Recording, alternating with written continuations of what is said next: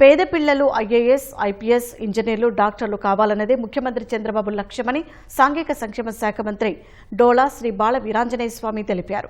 తాడేపల్లిలోని కార్యాలయం నుంచి ఎస్సీ కార్పొరేషన్ ద్వారా అభ్యర్థులకు సివిల్ సర్వీసెస్ ఉచిత ఆన్లైన్ శిక్షణను మంత్రి ప్రారంభించారు. విజయవాడ, విశాఖ, తిరుపతి రెసిడెన్షియల్ కేంద్రాలలో ఉచిత శిక్షణలు కొనసాగుతున్నాయని తెలిపారు.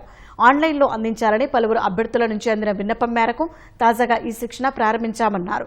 ప్రభుత్వం కల్పిస్తున్న అవకాశాలను అందిపుచ్చుకొని ఉన్నత స్థాయికి ఎదిగి రాష్ట్రానికి మంచి పేరు తీసుకురావాలని మంత్రి డిఎస్బీసీ స్వామి సూచించారు.